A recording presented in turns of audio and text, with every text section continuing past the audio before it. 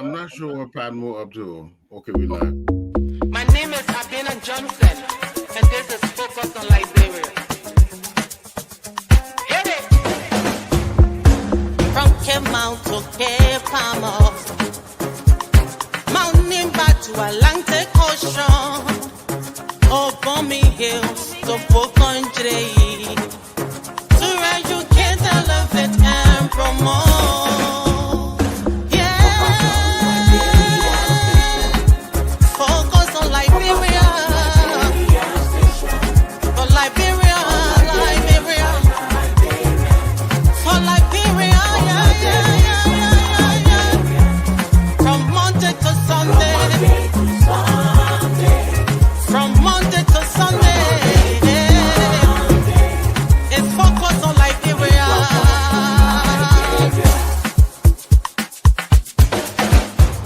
Talk about home affairs, in diaspora, current affairs, reliable information, history, talking about culture, politics, education, entertainment, business, sports, advertisement, articulation. Focus on Liberia. Focus on Liberia. Focus on Liberia. At Focus on Liberia, we discuss everything Liberia. From education to politics, arts and culture, entertainment, agriculture, history, religion, family, and technology. Focus on Liberia uncovers and showcases the best of Liberia and shows the world the truth about Liberia. We educate, elevate, and promote all things Liberia. We conduct interviews, panel discussions, debates, and more. Tune in to Focus on Liberia on Facebook and YouTube and be a part of the stories that make up the news. This is Focus on Liberia. Hello, ladies and gentlemen. This is Focus on Liberia's premier show, On Point. We are always on point. We are the brightest minds in the business. We are the best of the best.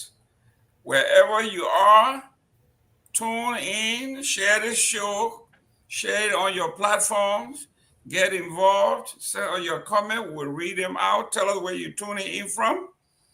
And on behalf of our staff here and the families of On Point, we want to extend our condolences to the Jar family.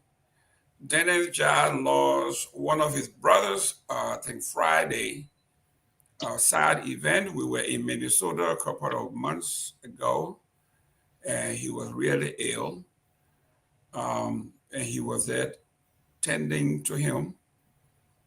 And finally, he was called home from labor to rest.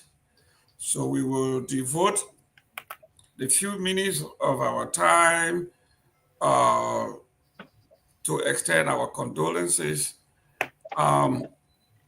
You know, in our Basa tradition, we say, during those days, they say, Basonyo, when they say bloody and say, a Basa man body should never be buried in a foreign land. They will walk miles and days to retrieve the body. But that was when we had a closed society, small society. I would like to see the Basa people walk, the crew people walk from Sando to Minnesota and take their body back. But as it may, whenever you lose a family member, it is not an easy thing, especially if you grew up together, you struggled together, and God blessed you, and you come to this country or come to the West only to succumb to illness. It's painful. So we're going to pay a little tribute to Mr. Jar. It's just, I can't fathom losing somebody at a very young age in these United States. Let me go to our diplomat here, Mr. Eastman. A gentleman, young man, lost his life. I would say in his prime. What a loss to the Jha family. Yes, death comes as a strange visitor. And when it comes and goes, it leaves you wanting. But notwithstanding, though that person is no longer with us, we can take consolation in knowing that we shared a part of that life. And those memories cannot be taken from us. And we can cherish those moments we had and somehow glean what those moments provided us, the understanding, the love, the wisdom. And so we like to encourage the Jha family at this time to take courage in knowing that this loved one was with them and that their memories will linger on, and that someday we'll all be going to that place. So take courage, and may God be with you. Thank you. Let me go to Mr. Valley. Let me welcome Mr. Anthony Sear. Sear, welcome back to the United States. I know you also lost your father. We discussed that a few weeks ago. Glad to see you back. Mr. Goodman, thank you. Mr. Goodman, thank you. It's good to be here. Okay, Valley, go ahead. Yeah, this is shocking. I came on here not knowing that such a sad event really took place. I want to say my condolences to Mr. Jha. I know one of his brothers. I think that's his elder brother. He's normally on here making comments. I don't think I know of the other guy in Minnesota. But death is just one of those things. You're just living and looking over your shoulders, knowing you don't know. I mean, you know it's coming. You can't see it coming. You can't tell from which direction it's coming. And if you do see it, you cannot live to tell the story. So death is just a bitter pill that we have to live with. Unfortunately, generation comes after before us, they leave us. We have to go too.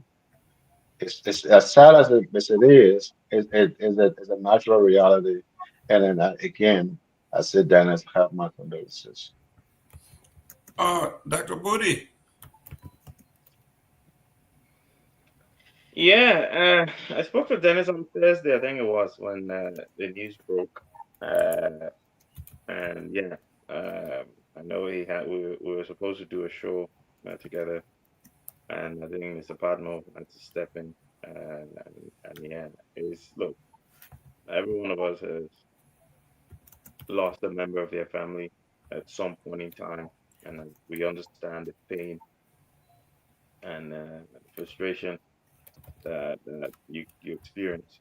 So we want to extend again to Mr. Jha and his family our deepest condolences, and hope that they can use this opportunity to renew connections. Because sometimes when we're in the West, we tend to lose connections because we're so busy with life.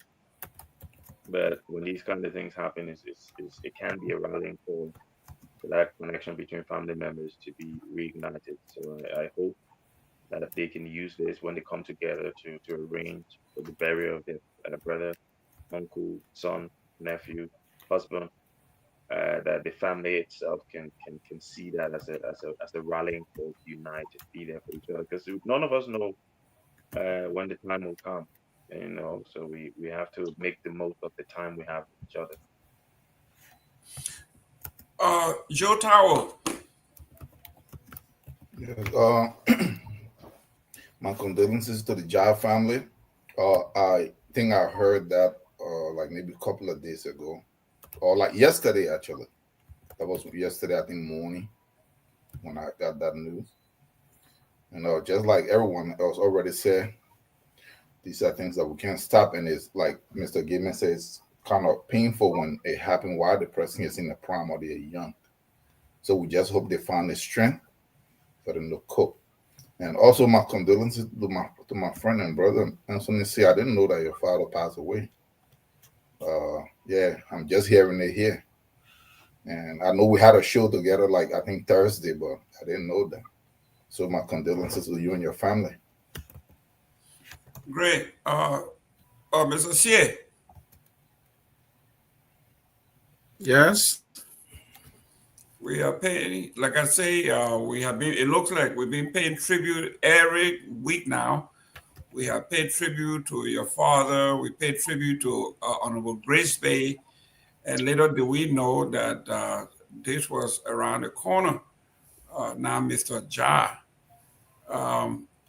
For us on Focus on Liberia, it began about 3 years ago when my co-host, Mr. Doe, when he passed unexpectedly at the age of 60, very young, smart guy, just had a great job as controller for the city of Richmond, Virginia, and we were all celebrating.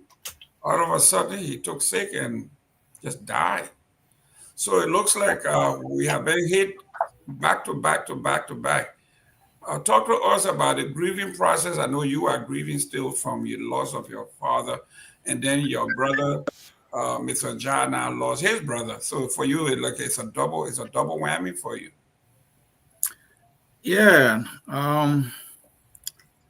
I really sometimes don't have appetite for, talking about the dead. The reality is painful, but a reality we must accept and live with. My father was my everything. He made me the man I am, and I think he did a good job. And so when that call came, today actually marks exactly 30 days since he passed. He died on the 17th of July, today the 17th of August. 10 days after he passed, I was on the plane heading to Liberia to give him the burial, and I did. There are evidence of that on my Facebook page for friends and family to see. And so he's been laid to rest. The Gracie Nambe was an orator. So I lost a father, I lost a friend, I lost a teacher, and I lost a mentor. He was about unifying his family and community. He did a good job. He made me to know all the family members, and so all the family members to know me.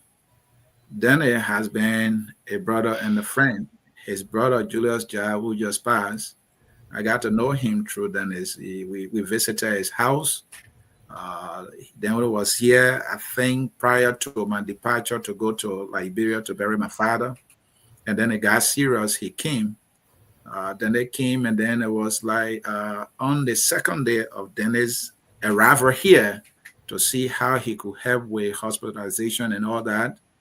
When Daddy and myself have left, the very morning around 10 o'clock, we came to my house for us to eat something. While we were eating, and the call came that he has departed and joined our ancestors. So we ended our meal and rushed back to the family's house. I saw Danny crying, and it was painful, but it's a reality we must live. I say, let the dead bury the dead, but we have to leave the family members to rest. Let's get to the discussion. Mr. Gibman, let's do this. Okay, ladies and gentlemen, this is the famous American President Franklin D. Roosevelt always said, there are two things that are certain, death and taxes. And you can't live without both. You can't live without one or the other. So even if your brother dies, the taxes will remain with you. I thought it was Ben Franklin. You said Franklin Roosevelt? That wasn't Ben Franklin? No, that was Roosevelt, death and taxes. So here we are, guys. Death is inevitable. The reason that the folks in the social working field tell us to discuss it, so we can take out the stigma.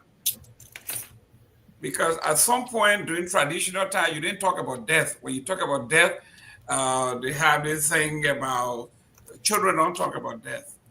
But when you're talking about it, we're getting more comfortable with dying. There's a course I took, I think my last year undergraduate school.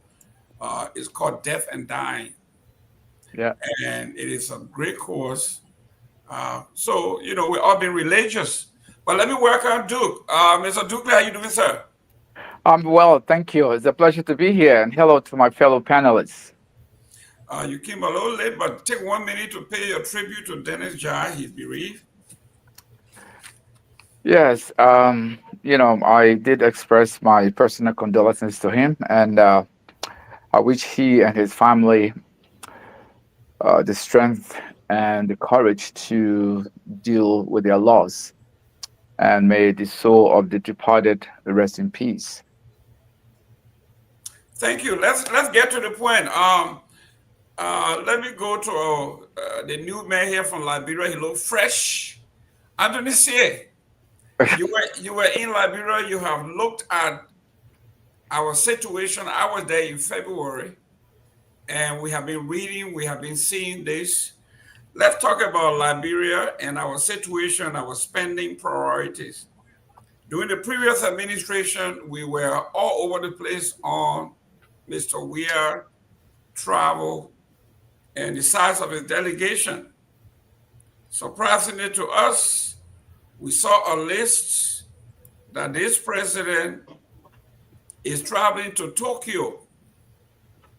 And they put up a list of 23 people on the delegation, but finally we got a final list. It's 40.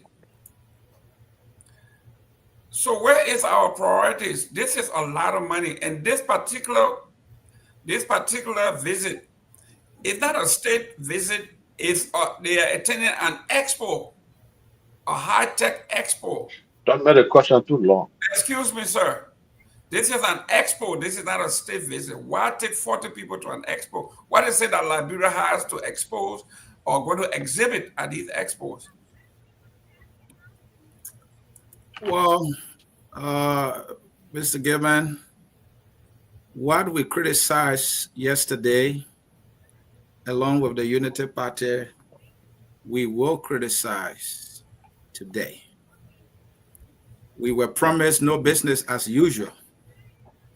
But what I see is worse than even business as usual that was promised will be curtailed. You asked me, I'm fresh from Liberia. Yes, I am fresh. Maybe my face tells a different story. I think you are talking about my memory of the realities on the ground. Correct. My experience there, my interactions with our brothers and sisters, my observation. So I have observed our country is still in a much, much deeper, difficult place, economically speaking. And there are multiple reasons why. Number one, we as a country not making the right investment, not putting into place the necessary austerity measures that will make our little resources to be invested in places that are critical for economic development and ensuring the provision of basic social services to improve the human conditions and material conditions of our people.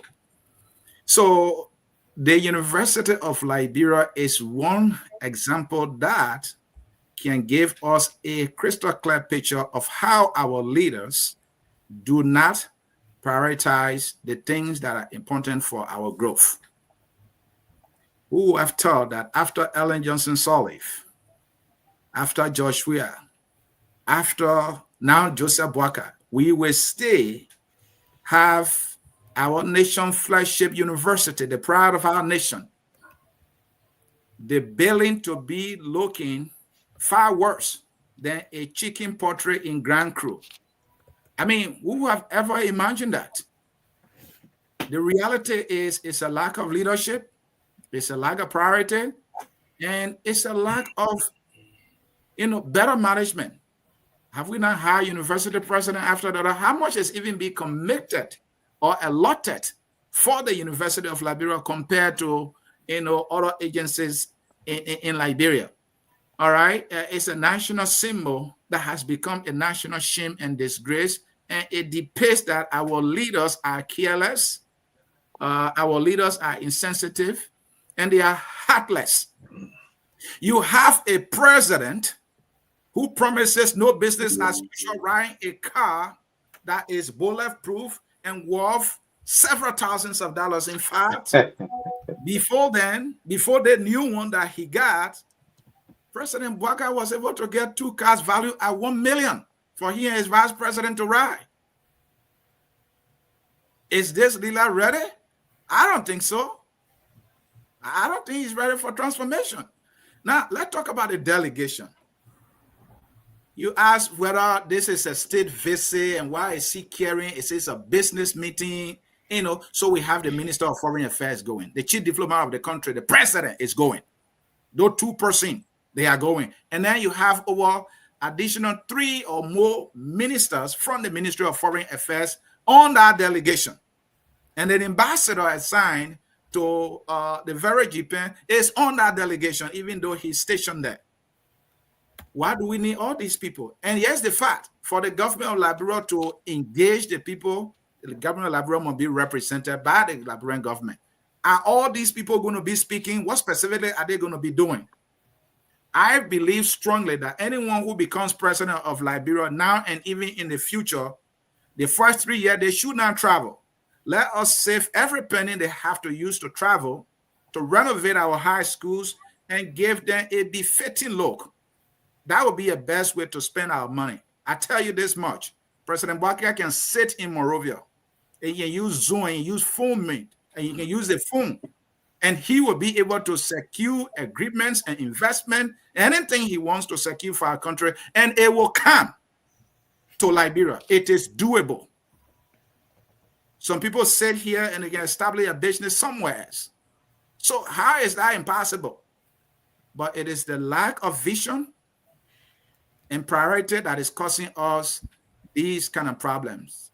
And now the president drives through a road that goes to the airport that is dark. But in 2 years, around the president's house, we have lights. I'm just from there. I pass around the house nearly every day. There are lights. So I rest my case and I see Aliyu telling me that I should stop because he can't take the heat. I'm here for the debate. That's right. His beer is about to catch on fire. Aliyu, let me go to you here. Yeah. Let him go after me because he will not be able to stand the heat. Yeah, I know. So Aliyu, we have in any diplomacy, the ambassador receives the delegation from his country, introduces them to the major players and everything else. But the ambassador himself is on this flight and he's a guest, it looks like. How is this possible? Well, with that particular part, I would look forward to an explanation from the executive mansion, whether or not that was the case. But until then, I'm reading the list here from the executive mansion that he put out. yeah, I understand that, but the list could imply a lot of different things. But all in all, the decision to take 40 people on a 7-day trip, I don't think there is enough eloquence to justify it. I think it was a poor decision. I think it was an uncalculated decision. And not only that, I think it's someone who is not sensitive enough for the plight of the society who made that decision, and bulk of that burden is on Joseph Walker. Let's establish something, or let's clarify something. The statement from Anthony C that Liberia is now worse than before prior administration. I think that's just that couldn't be any further from the truth. We have statistics. We have reports from other watch agencies that came up So, recently so that place can them. tell. Give us your sources so we can cite But them. wait, they met talk for almost 9 minutes. No, no, You start, no. Come on but now. give me chance now.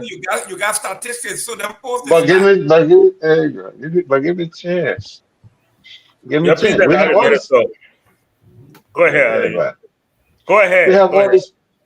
Yeah, come in, Mr. ANC. We have all these WASH commissions. In fact, recently, according to the recent statistics taking, and this was along with the Sweden agency on governance, so forth, and they told you that Liberia's perception of corruption has actually dropped. As we currently speak, our major political food, rice, is between $14.50 to $16. Record low. We are telling you that it may not be sufficient, but we've had increases in different budgetary allocations. We've also pushed civil servants' salary to $150,000. Now, I hear a lot of people saying, "Oh, they're not making up to $150,000." Of course, they won't, because there's something called tax. There's something called payroll tax. So they cut those things. Some of them come to 125, some of them go as low as $90, depending on their payroll taxes. So to just make that kind of sweeping statement, even though I didn't think to go that way because that wasn't the question, but I needed to clarify that for the sake of the audience. There's no indication, no mathematical indication to prove that Liberia is worse now than under George Weah. Thank you. You call Anthony Sear's name, so I gotta give him 30 seconds to rebut. Mr. Sear, he is saying that you are ignoring the statistic, even though he didn't post the You can't statistic. make it between me and Anthony C. Other people got to talk. No. You You call can't his make it name, so between me and Anthony I C. gotta give him 30 seconds to rebut. You didn't. You call his name, Mr. Sear. Thank you, Mr. Gibbon. I'll be very brief. Mr. Aliu Kamara, what I said was this is even worse than business as usual. The president promised no business as usual. For example, there is a law that will pass under President Joseph Yuma Boaka. That is the Travel Ordinance Law, all right, of 2005. Rule 3 and Rule 4. You mean All 25, right, that is the 2025. revised Travel Ordinance Law for 2025. Good. Signed into law under the watchful eyes of President Boaka. Rule 3 and 4 requires that when a foreign travel of this nature is being made, there should be a maximum of 7 persons. When this government under President Boaka put a list together, Ali, let me give you information because you're probably not informed. The list was 80. 80 members on that delegation was the original list. Somehow, they communicated to us 40. So tell me, how is that not even worse than business as usual? To have a 40-person listed in an economy where you have some members of the government making 11,000 US dollars, 7,000, 5,000, and a police officer is walking away with out of 190, but on the remote taxes, it dropped to 150. How is that not even worse than business as usual? I rest my case. Let me go to the Mr. diplomat here. Gilman, let him not fly away with that kind of statement. Let's be No. honest here. But he But didn't that's call why you. you'll be talking now. No, no. He didn't call you. Said you should. You didn't That's want to why make you'll it be a talking Okay, here. dialogue. all right, go ahead. I know You you're didn't not want letting to me. make Go it a ahead. Go dialogue, but you ahead. see. Let me go to the Go ahead. Go diplomat ahead. here. Honorable Eastman. Yes, sir. The ambassador supposed to receive the president and the delegation and all of that. But how is it possible that the ambassador Okay. is listed on the delegation and entitled to extra perks? Okay. How Now, is that possible? I have lengthy experience with this in my whole life. This is very typical. Yes, the ambassador can be made part of the delegation. However, they may not be entitled to the same per diem and all of what the other delegates are. But being part of the team is only means that you form part of the delegation that will be attending the various conferences, the various meetings, and stuff like that. And it's very typical that the ambassador is mentioned, or the staff in the embassy are mentioned in the delegation. Okay, so but I also have additional understanding that the ambassador at the time was not in Japan. I understood he was in Europe. If I'm not, my sources tell me. So even if he were, even if he had been in the country, he could still be mentioned as part of the delegation. So I don't think it's a very catching issue that he's made part of it, because it's almost a de facto fact. It's almost de facto that the head of mission will be part of the delegation when you're visiting a country. A lot of times they are the chief protocol officer for the delegation, because they are familiar with the territory and the customs of the country. So it's very typical that they are the chief protocol officer. So it's not out of the norm. But if you were to be receiving extra per diem at being part of it, now that I have to refer to our laws that govern, can someone in place receive per diem for participating in a conference. So that will have to be something we have to review in our law. But it's pretty typical that the ambassador is part of the delegation. Let me go to Mr. Tao. I know I was friendly with Mr. Nathaniel Barnes when he was ambassador to the U.S. He will make sure he's on the ground. All the T's are crossed, all the I's are dotted. He received the delegations, he settled everything. I've never seen him listed on any of the travel the catalogs or anything. He's always been waiting for the delegation to come, take them to where they need to be. I've never seen this before. But even with that, right, the delegation from 80 to 40, against his own law that says 7 maximum to travel on these kind of delegations. Yeah. Okay. So, like, I'm not that much familiar with the protocol, but just like you said, common knowledge is that the ambassador is the one that put all the little things in place. So pretty much that the moment the delegation touched down, then he gets the ball rolling. So I don't know why he is on the delegation. I don't know if he was summoned by the president for some other reason, that he was already in Liberia, and then he's going back with them, because since he's supposed to be there. So I don't know. But look at what I would say here.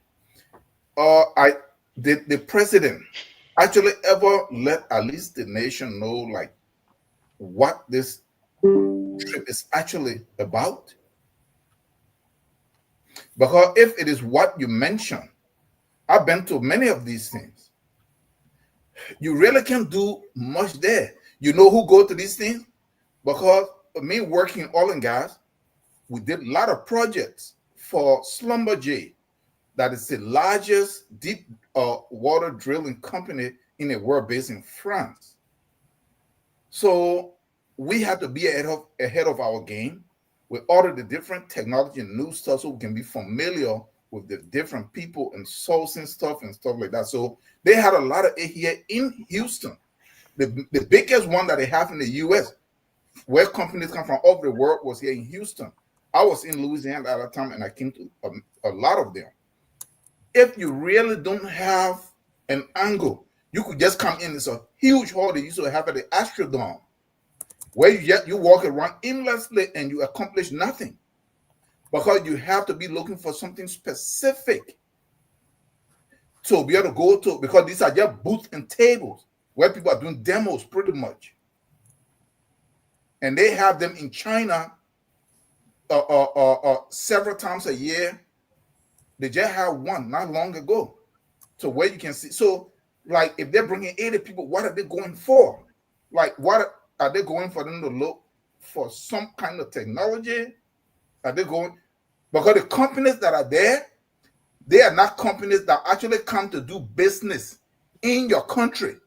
They are companies that have new ideas and new technology, cutting edge, and they are showcasing these things, right? So that investors and other people and come. So if to say Asla Metal is mining in Liberia, Metal is looking for the best mining solutions. They get in there and then they see, okay, so we're doing it this way. We can use the technology, can cut, it's safe, is this and that. So when our president is going to 40 people, I'm just wondering, like, because I'm familiar with this kind of stuff. So like, what are they going for?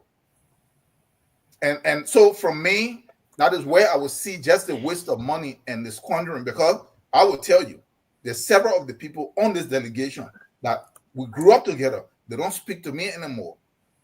Because what I found out, and they're related to the president. I know people very, very close to this president, because the president, I grew up in his neighborhood. They don't work in the government per se.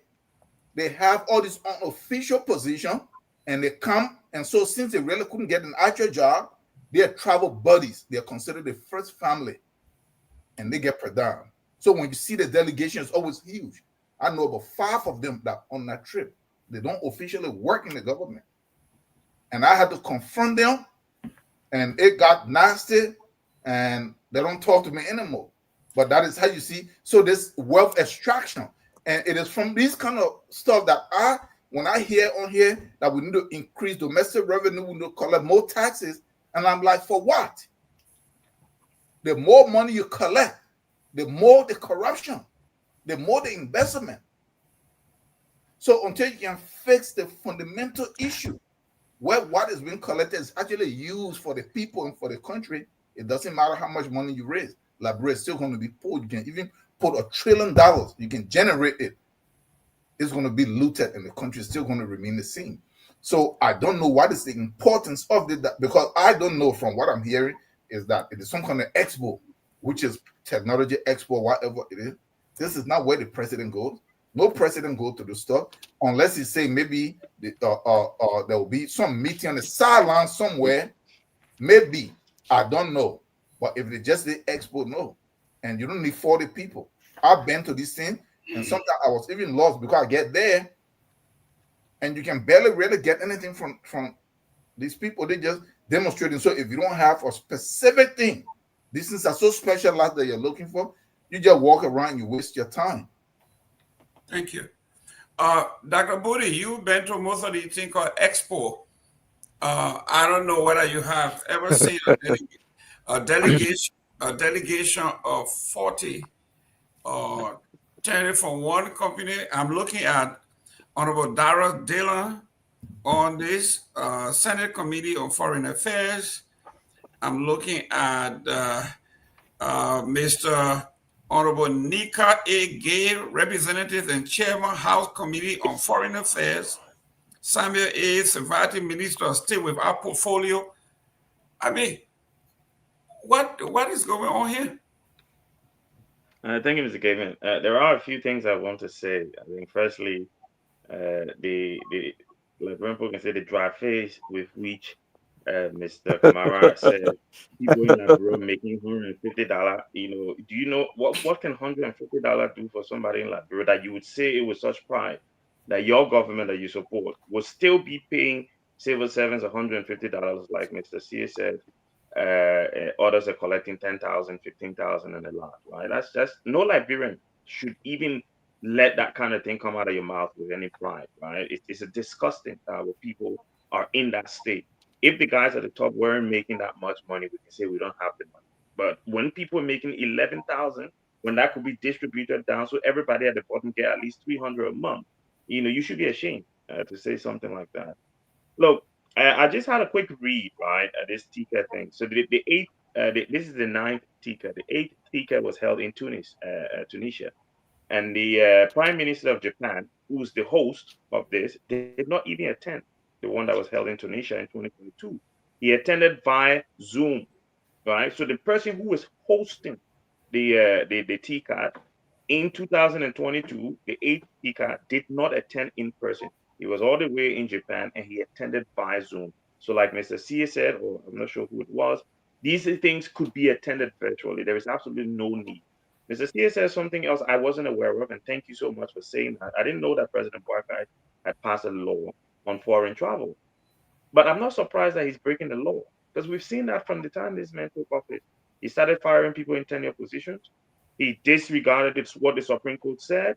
He's done everything to undermine the rule of law and the Constitution of the Republic of Liberia. You're talking about things like, oh, I will work with quorum, and I look all in the Constitution. I can't see the other part where it says the president will work with quorum, right? I've never seen it until somebody, maybe Vali, can point out to me where it says in the Constitution that you can bypass the legitimate elected speaker and work with quorum, right? The president does things very backward, right? Fire has been burning in Liberia. A lot of people lost their homes and houses in Liberia. You bring fire machine. The capital been infinite burning now. Then you bring fire machine now. So wetting the fire is going to fall, right? But anyway, let's bring it back to the point. There's a book that I Thank read, God. right? There's a book that I read by a guy called George Clausen called The Richest Man in Babylon. And one of the things that he argued in the book is, look, us as human beings in our nature, right? What we consider to be necessary spending, if we're not careful with it, it would outgrow our income. Government officials in Liberia have this attitude that treats Liberian people money, like Mr. Tao said, like their personal money. So, like Mr. Tao said, whenever there is an increase in income, as in taxes or donor money, these guys will just take more of it. They find new ways to spend and to waste. And the Liberian people need to be protesting against this kind of waste, right? Because it's their money. They're the one paying taxes. These monies and grants and loans are being taken in their name. So if they don't stand up and say, look, this is not how I want you to spend my money, they will be the one. Look, because again, we're Liberians, those of us on the panel, but we have stakes in other countries, right? We have options and opportunities in other countries. So we don't share the same kind of exposure as the people on the ground in Liberia. So if they don't stand up for themselves, they will continue to be going through these kind of issues because they're the ones collecting $150, like Mr. Bali says so proudly. I ain't collecting $150. I'm collecting significantly way more than that because I have a stake in a different country, right? Now, at the end of the day, this president, I'll just give you a quick example. Machiavelli, I was reading when he came to power, suspended travels for the first year or so, or whatever it was. In 1 year, these guys saved 430 million US dollars from waste from foreign transport travel. I just wonder how much money Liberia would save if President Joseph Numa Bagel said, you know what? I've been traveling. I know Equatorial Guinea. I've been this place and that place. We don't see the tangibles, right? So let me stay home. Right? Let me send one or two people on this kind of a delegation. Let me reduce foreign travel to 2. And most of them, because I don't understand why this is a high level technical expose. When directors, they don't know about technical stuff that he going to talk there. Just because he need, they say chairman on foreign affairs. Foreign affairs is not expose, right? You're going to a technical conference. If people like Mr. Tower, then should be going to that conference. Mr. Eastman, these are the technical people. These are the people got computer and electricity and engineering. Those are the kind of people you take to these kind of conferences, not a senator, just because they got foreign in his committee title. So yeah, everywhere the president go direct, they don't behind, right? And if what Mr. Tao is saying, I'll end on this, is true, that the president has these members of his family that he's taking on these trips at the expense of the Liberian taxpayer. My auntie said that one, I brought the wish credit, that wish, because you have to be an evil person to waste people money like that when people are dying every day. As we're talking now, there are people dying from curable illnesses. That money that they're spending on it, I know 1.2 million could be used. Do you know what 1.2 million could do for a JFK hospital? Do you know what 1.2 million could do for a hospital in Mr. CS Grand Crew County? Do you know what it could do in Sano County, where I come from? Do you know what 1.2 million could do for a hospital? How many lives it could save? And you just waste it like that. Mr. Gilman, this man told me apart. Can I get 30 seconds too? Or no? excuse me. Let me go. Let me go to Mr. Padmore. Mr. Padmore, your take on this expo and the delegation that is going. I mean, I'm talking about a huge delegation that is going. And we just had a woman give birth on the streets, Redemption Hospital. The lady gave birth on the sidewalk because they Yeah. said she didn't have the money to pay for her bed in advance. And we are taking this amount of folks. Somebody wrote me earlier and said, "Don't say anything because you supported the previous administration, so you got no moral value to say anything." But I didn't even reply to that person. Go ahead. Well, I really think all has been said. Even when Valley waved the white flag and said, "There's no way I can defend anyone," even though there's really no way. So it's a sad thing. But I mean, I've listened to everybody. Everybody. I kind of agree. It's a technical meeting. They should have taken, maybe the deputy minister for technical affairs should have gone on that trip, and then come back and report to the president and his team.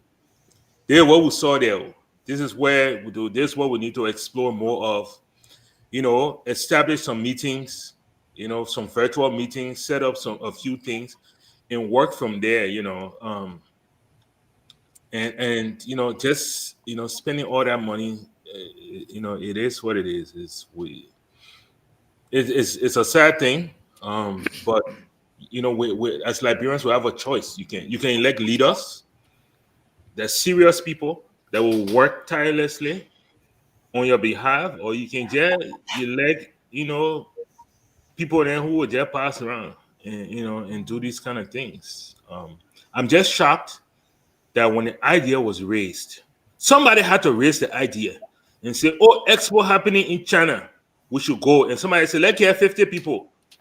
It just shocks me that when such an when that conversation starts, that somebody don't get in and say that thing is complete nonsense. We will not do it. We cannot do that. It's like nobody does that. Everybody just be like, yeah, let go. Even the people that we expect to say something don't say anything. And I will say this, and Mr. Valley VK, every day you mention any. Valley VK, he might not want to agree with me, but there is growing dissent within the United Party. There are people who get sense, people who want to talk, people who want to object, and they are being sidelined. And there's growing dissent within United Party that is rumbling. And we're with those people to come to the top and speak out. Until then, this is what we'll have. I mean, that's all I have to say with it, really. Mr. Duque, you got it live here so we can move. We got a few more topics. Martin Cully came out yesterday and made a couple of pronouncement.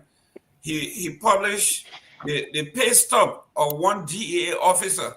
His take-home pay was $71.70. $71.70. And he said he got even more that are worse than that. These are people that are working for the DEA. $71.70. Take home. And the finance minister said there will be nobody in the Republic of Liberia that will take home anything less than $150. Your take on this trip and what you think? Thank you, Mr. Gaiman. This is very sad. I just wanted to comment about including the ambassador on the delegation. That is not unusual. As a matter of fact, it's expected.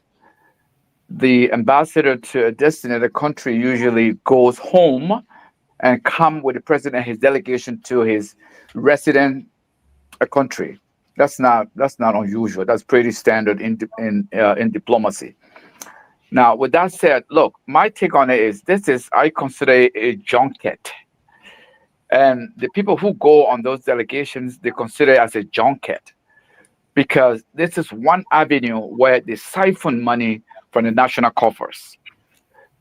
As it's been mentioned, look, on a trip like this, you expect them to include the dean of the Faculty of Engineering, the dean of the Faculty of Mining, technical areas that Liberia can benefit from. So you get to be exposed to the nuance of technology in engineering, whatever field, whatever technical field there is that has been exhibited in our country. If you all are familiar with this, also an expo that is held every, I don't know, X number of years in Dubai. And the expo lasts for about anywhere from 6 months, 3 months to 6 months, or I don't know, a year or something like that.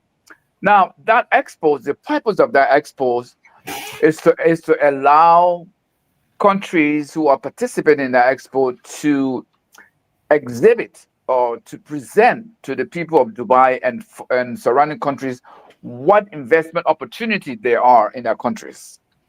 And so in this instance, it is to expose delegates who are coming to Japan to see what is available and what can be, shared with other countries. And so that's the nature of these expos. But we approach it with the mindset of this is an opportunity to put some money in our pocket. And it's customary in our foreign travels that people will be included on the official delegation when they don't even work for the government. That's not new. This is not the first time.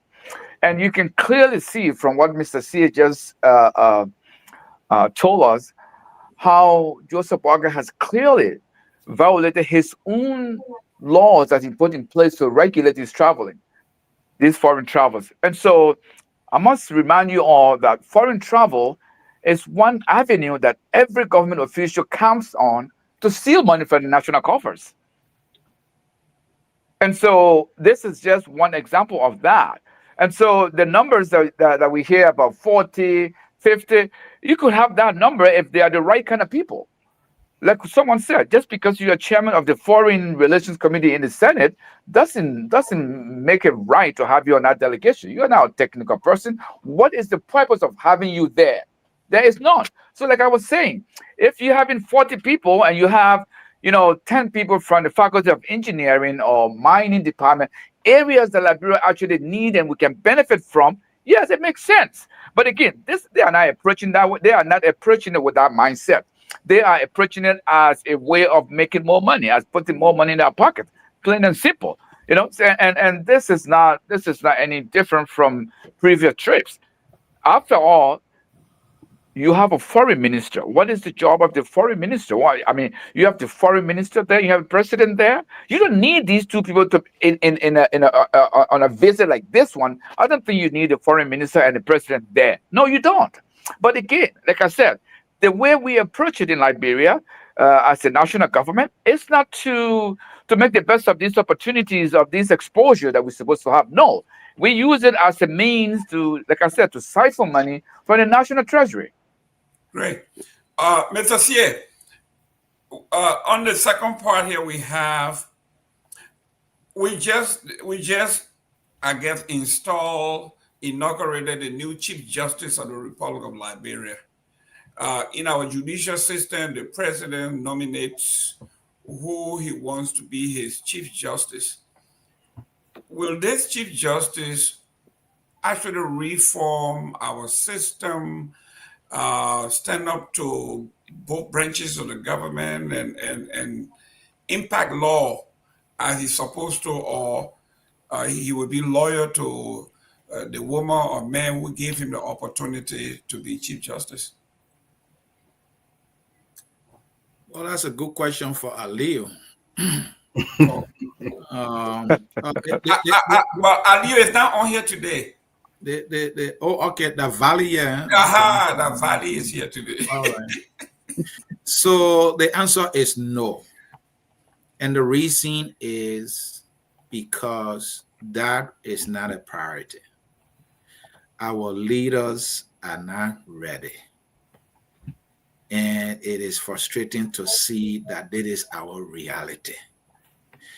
Mr. Gibman, we referenced the University of Liberia in this discussion.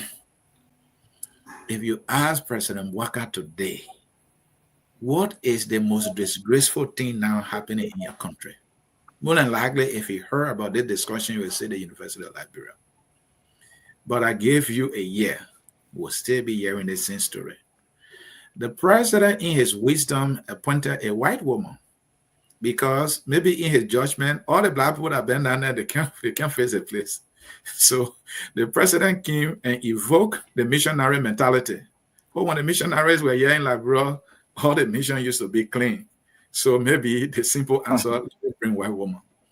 Look, I continue to say, our leaders have to find a way. And if they don't have the responsibility, let us stop wasting our time that they want to be leaders.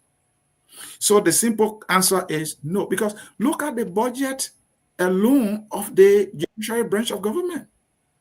The budget is completely nothing.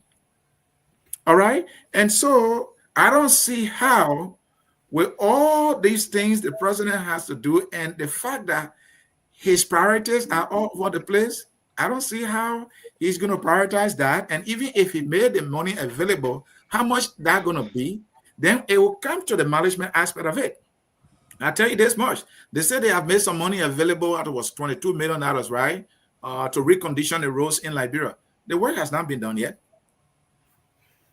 So I will end on this very important topic that we started with. Let us be aware that the president and his delegation are on their way 5 days prior. 4 days. Why are they going 4 days ahead? What is this expose for? First of all, they expose it. What is it? An expo, this is they put there to showcase their innovation, the products that they're producing. These are businesses in Japan that want to showcase, all right, the new products that they are producing. And our government is going there to see a yellow machine. They're going to see air condition. They're going to see that. Why are you carrying all these people for? Expose is to showcase what you have. Under President Bouaka, we had an expose in Liberia. The president was in the middle of it. You know where they had it? In Morovia, where to owe Ministry of Health there when coming from Capitol building. They had a building right there on the expose. I'm like, so Liberia wanted to showcase, what she has in terms of tourism. That was the benefit. What did we get from it? Nothing. Look, Mr. Gamer, our people need to get serious. And the fact that the president is not making any difference, or the administration not making any difference by telling us how much they're going to spend on the price. Do we know? They should tell us how much their trip going to cost them. They should release it. They should publish it either on the foreign ministry website or on the e-mission website. Are we ever going to get, during President Weah time, we never got to know how much each travel will cost us as a country. They feel that we are not entitled to that information. There's a reason why they're not even telling us, Mr. Gaiman, because they know that it will show how insensitive they are. And so they will not tell us. I want to see a president that is transparent and say, look, the trip we're going on is going to cost us this much. So let me give you some statistics here, because this thing is serious. Mr. Gaiman, first, they crafted this thing. They say, oh, it will be 80-man delegation. If you put it at 80, say, well, per dam and this, that, let's put it 1%. Mr. Gaiman, we are talking about if we have 80%, that is about 1,750 per person per day. So if you put it at let's put it at 5 days, for example, and then you add plane ticket there.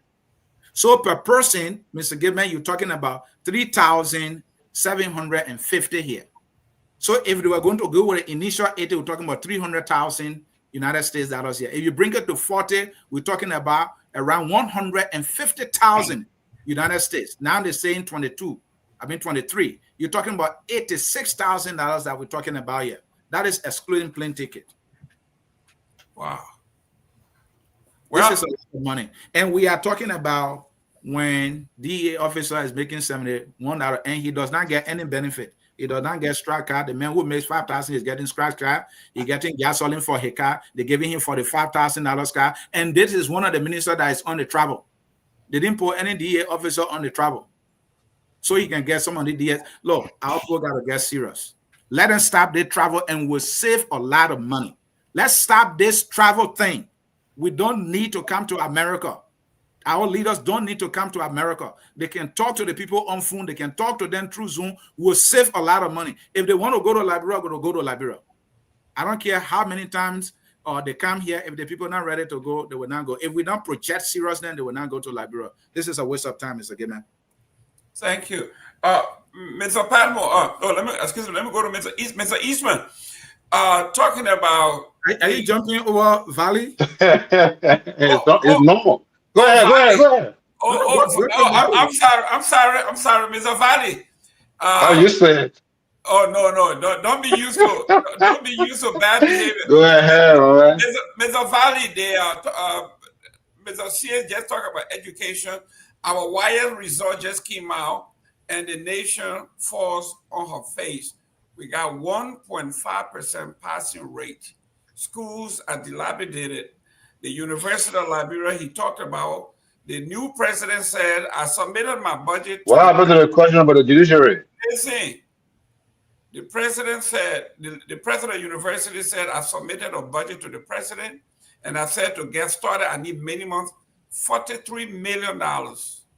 They gave her $34 million, and she said, this is mirror the national tragedy. What I have here is only good to pay staff, nothing else. Just like the country, 90% of the budget go to recurring expenses. So let's talk about the judiciary. In Grand Bassa County, you saw this week. The professors have not taken pay for 8 months. 8 months, there you go. Valley, your own county, Grand Bassa, right? They were showing a courthouse that they rented for somebody. It's like a kitchen. They call it the Judicial Sacred Court. And they say, how in the world the second county can dispense justice in the kitchen for almost 200 years? How can the new Chief Justice reform our judicial system? Mr. Gilbert, my brain works a certain way. I can summarize 100 sentences in just one little thing. I don't get time for that long. Summarize the 3 I just gave you.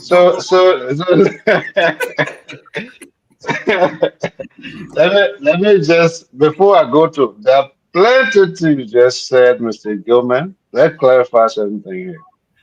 On your line of topic today, there was nothing on there about equitable pay. There was nothing on there about satisfied pay for employees, civil servant. They're comparing civil servant pay to that of public servant. There was nothing there about that. If we were discussing that, Mr. Gilman, as a topic, then you would have heard my view on it. Now, the point that I made about the $150, you can condemn it as much as you want, but from $50 to $150 in the period of a year, I think that is a step in the right direction. Now, you don't have to compliment, but that is a step in the right direction. A million miles starts with a step. So we start from somewhere. And now the DEA, again, people just look at the negative and they just run with it. Those who make $70 or are thereabout in the DEA, remember the DEA has mostly volunteers. And some of those volunteers are compensated. They're not on government payroll. So when they get compensated, the little available is what they give them, and they're able to sustain themselves. Is it adequate? Now, that is, like I said, that is a conversation we can have if you want us to make it a part of the topic. But let's get to your issue. So before I get to your issue, in fact, so Mr. You got 1 more minute. Yeah, I know, but I'm gonna tell you shut. But Mr. Gilman, please give the man enough time. Give him enough time. No, hang it. Give him time. I use it in man. Trouble. But that booty, you get this thing twisted. You don't rush on government with your heart. You run on government with your mind. We see the excesses. Some of us know why the excesses, but the topics on the line do not go there in that direction. So for me, I will answer your question in accordance with the topic. Okay? Now, the judiciary. Mr. Gilman, I want to remind Liberians first of all, that we all want a strong judicial branch because in order to guarantee your right as a human being, it all starts with the judiciary. Okay. All right. So we all want it, but let's not forget though that we're in a period of 18 months, 1 year and a half. We really believe that the judicial problem in our country should be solved under JMB, something that have existed for 178 years. Now, am I trying to shift responsibility? No, that's Yeah. not what I'm trying to do. No, no, not at all. What I'm trying to do here is we must manage our expectation sometimes. Let us face the reality of the day. One of the reasons why no government librarian will succeed is if a president hires bureaucrats, a systematized bureaucrat. They will follow the roadmap, the blueprint. Unless the president decides to bring progressives and radicals, then we will get somewhere. Until then, and even in this administration, I'm seeing Joseph Boga bringing more experienced bureaucrats. We have had that for 178 years, but we don't touch your topics. So I answer your questions according to the topics. Okay? Okay, so thank you for the non-answer. Mr. Eastman, for the Chief Justice to actually reform the judicial system, new courthouses have to be built, public defenders have to be trained, all of these things have to, it requires budgetary allotment. I think Mr. Valley didn't want to touch that, but based on the budget that we are seeing, he has no money to do anything. He can't build new courtrooms. He can't build new courthouses. He can't hire a new public defender system. He can't do any of those things. So why are we expecting miracle out of this man? Well, that's a good question. I don't see the newly authorized Chief Justice to do any reform. However, the new guy who they added to the bench, he is a reformer. He was part of the group that was writing reforms for the court and stuff like that. So he might make a difference. But in general, it will really require a complete overhaul of our judicial system. Because believe it or not, just as you see how widespread corruption is in the country, that is how deep it is in the judicial system. I mean, your own lawyer, you hire a lawyer, and they will not necessarily work in your favor. Your own lawyer. That's how deep it is. So for reform, no, it's going to require a very radical stuff. In other words, you have to throw some people in jail. Okay? When you start throwing people in jail, when you start dismissing people, that's when that reform will occur. And then you have to monitor and police them until everybody adopts a new philosophy. But right now, it's the norm. The norm is to get things under the table. The norm is to bend the rules. The norm is to govern the way you want to. Liberia, like many other countries, will require an extremist to reform it. Something like Jerry Rawlings, who had to execute some of his own officials, okay? His own past generals.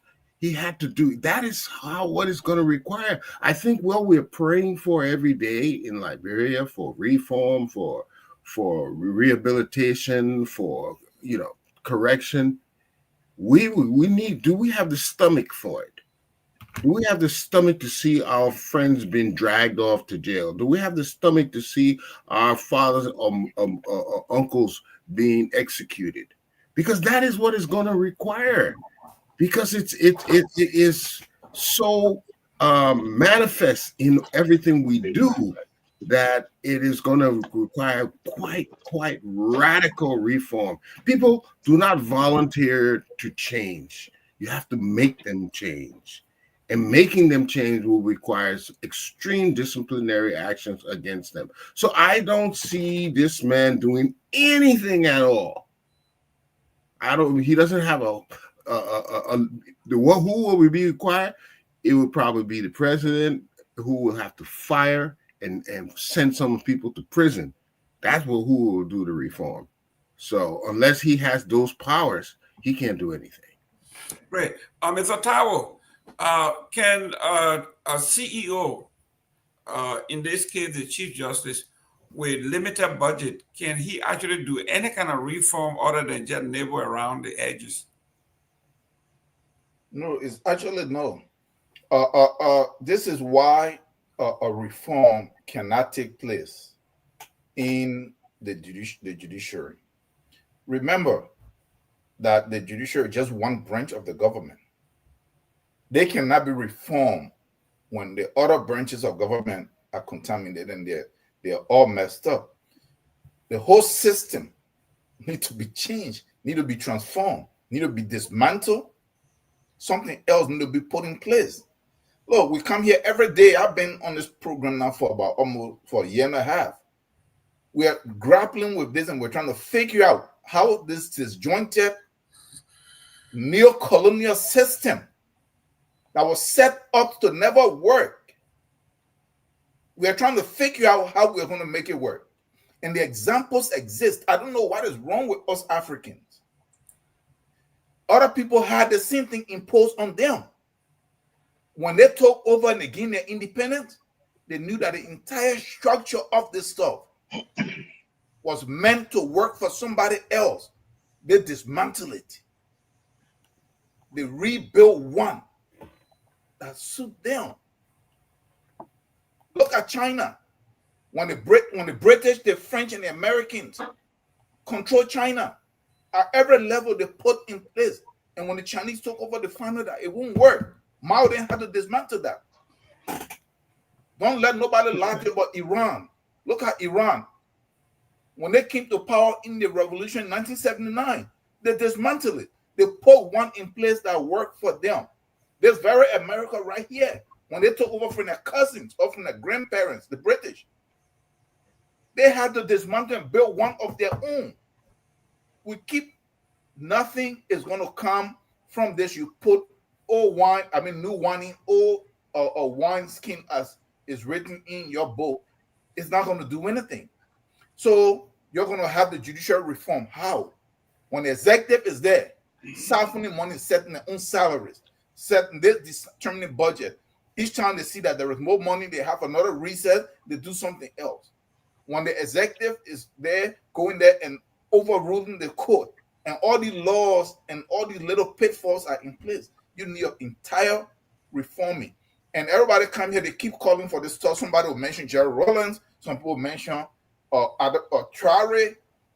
You know what you are mentioning? It's not the democracy. This democracy that they gave you in the form, because one will make a mistake. Each time we hear democracy, it is the one that the West have assembled and given us. No. This is called Western democracy. You have democracy. Go and you see, we don't study ourselves. We don't know anything about ourselves. And this is not an excuse because we are old enough. We have enough knowledge. More is written about us. Go and look at participatory democracy that the Africans have practiced. How successful it is that even the Switzerland that you praise today have to look at you and copy it. That is what Switzerland does. Okay? This is not going to work. The judiciary system doesn't work. Look at it. You don't have justice. You only get justice when you have money. Somebody can lie on you. It can be a blatant lie. What would they tell you? My man, get the best lawyer money can pay for. That is not, you can't get justice that way. You are here in this very America. So-called poor people go to jail every day because they can't afford a lawyer. That is not justice. Justice is for sale. It's this kind of system that we're trying to, and then look at the African justice system. It is not what is perfect. but you can relate to that because it is closely aligned with your tradition and your culture. The problem that we have, the so-called educated group, both in Liberia and abroad, is that after we've gone to some school, we've gotten indoctrinated and propagandized, we attach our entire self-worth and value to the West and to everybody else. So that, and then we don't know anything about our own culture. It's not an excuse. If we spend all this time learning the white man or the Chinese man or the Arab man language and all their tradition, we can go and learn our own. It exists. So then we get upset and we don't want to hear anything about ourselves. We want to keep forcing the same old stuff. It's never going to work. Thank you. Y'all who here, go ahead and read Nkrumah's book, for which the Bush that owned this airport here overthrew him. Neo-colonialism, last frontier of Western imperialism. He laid this out. That is why at that conference, before the West influenced Liberia to split the OU and weaken it, he said, let us not leave from here with one government, with one army, with one political and economic system. Go ahead, everything. He laid this out. Every God that we need is there. But because we following this stuff, we want to be like our oppressors. And when we are like them, what do we do? What do the oppressors do to us? They abuse us, they embezzle, they extract our resources. So we try to be like them, and what do? We embezzle, we abuse our own people, we extract from them. This is what is going on. There is nothing big to it. And look, and let me just end real quick. Look, the exports that is going to, I've been to a lot of these things. It's not countries that go to it. Let's just clarify this. It's companies. Liberia, even just I'm hearing that they can bring the engineer of this one or of this ministry. Liberia does not have an oil company. Liberia does not have a mining company because our resources are not in our hands. So even if you got somebody from public works to go there, what are they going for? Are they going to come and then go to ArcelorMittal, that is a private company, to tell them that, hey, I saw this good machine can drill? You think ArcelorMittal don't know that? So the whole thing is a fiasco. Maybe the president just going for him to walk about, or they just like that Mr. Duke said, which we all say here, is to just extract money from the taxpayers. Because when Michael Fully came to power, for the first 5 years, he did not take any loan. You know what he did? He took over 2 areas in government, foreign travel and concession. He took over it and everything was approved from out of his office. You know what? He raised almost $10 billion. That Bishop, brother. He was able to build all kinds of stuff without taking a single loan. Thank you. Thank you. Let me go to Dr. Booty. Mr. Chairman, just before you continue, please. We are quite a few people, so let's just make it a little shorter. 2 minutes. Be able to, okay. Valley, you hear that? Yeah. No, 1 minute. This is the same unfairness we're talking about the judiciary now, because the judge has just spoken now. Everybody talk for 9 minutes, but time can I said no, I can't talk for no. You can't get money. You see here a black shirt, you got a black robe on. When you talk, you can't get money. The man said I can't talk. Mr. Tower just went for 9 minutes. You just wasted 2 minutes of your time. Go ahead, Dr. Booty. Go ahead, help us out. So there are a few things I want to say, right? So first of all, but I want you to remember that, Doc, without the budgetary support, can anybody do anything? Go ahead. I know the question. Sorry, Mr. Given, but my 2 minutes, I wanted to run. I've got the judge here. It's very unfair. So first thing, Mr. K, Liberia's problem is not dichotomous, right? Neither the solution linear. So when you talk about one thing in Liberia, it's linked to everything else. So when somebody asks you a question about the road, you will talk about budget, you will talk about airport, because everything is linked with the corruption and the stealing your people doing, right? This trip to Japan is taking money away from hospital. So that's why when they ask one question, it has for some of us who using the whole capacity here to really talk about just that one thing. We can't be narrow-minded, right? So first of all. Secondly, Mr. Tao, let me just push back. The 8th TICA, there were 20 heads of state from Africa that attended. So countries do go. It's not just companies, right? This one that is happening, I didn't check to see, but I read on their website, the one that they had in Tunisia, there were 20 heads of states from across Africa who attended, including the president of Senegal. So governments do go. And for me, I like for us to put facts out, right? So because we don't want people to be listening and then be misled. I don't believe it was intentional. And then finally, just to you, Mr. Tao, they say be careful what you wish for, because at the start of the show, before you joined, I was asking Mr. Patmo and Mr. Gaiman, oh, what Mr. Tower Edison? Oh, he come in, come in. You came now, you now started your same old story again. You can't give us the option. You keep saying that democracy bad. We now ask you 100 times, what form of government should we go for? You can't tell, but you say democracy bad. What form of government should we go for? I said democracy bad. Please tell what form of government we'll go for besides democracy and stick. So at least then we don't keep going around the same circle. On the judiciary, I'll say two things quickly, Mr. Gaiman. One, we need to, and I think Mr. CA alluded to this, we need to pay judges well. We need to invest in the judiciary, right? That kitchen you're using, Grand Bassa County, we need to upgrade the kitchen. That cannot be done when people are wasting government's money as they are on all these kind of things that they shouldn't be wasting money on. The second thing I'll say to you is, look, the judiciary cannot be independent because the people who are paying them are saying making decisions about their salaries are the legislature and the executive. So how can they be independent against these people? It's difficult for that to happen. What Liberia needs, right? So in the UK, we have something called the SSRB. So it's like Senior Something Review Board, right? They set salaries for judges, right? They tell the government, they're an independent body of the government, outside of the government, and they tell the government, this is how much a judge at this level should make, this is how much a judge at this level should make, this is how much a judge at this level should make.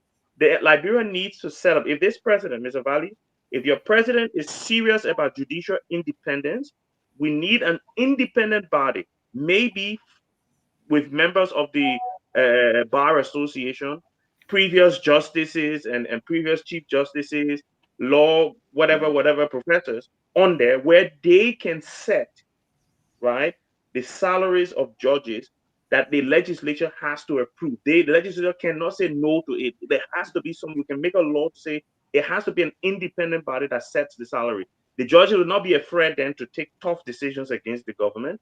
Secondly, I think even the appointment of associate justices and judges should be made by that independent body. They should make recommendations to a president. So the president is not just appointing someone that he knows will go and do his bidding.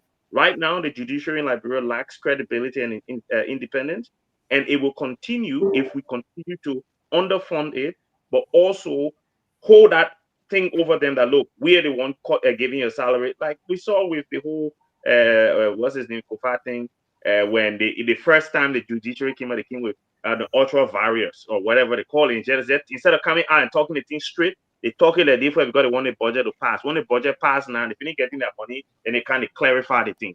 There's no independence.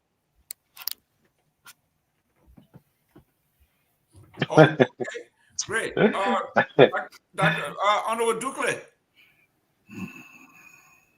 can the Supreme Court judge make any impact without the corresponding budgetary allotment? I think before I answer that question, I will have to agree with something Dr. Budi said earlier. You see, these things that are now linear, they are not by themselves. When you talk about them, they have to be tied into something else that is connected to what we are talking about, and on it goes. And so, no, you can't. And that's why, in order for us to have a properly functioning government, national government, one of the pillars of that national government should be the judiciary. And the judiciary, first of all, as we know, it is supposed to be independent of the government, because the law should apply equally, and the judges who are in charge of putting these laws in place should be impartial and should be effective.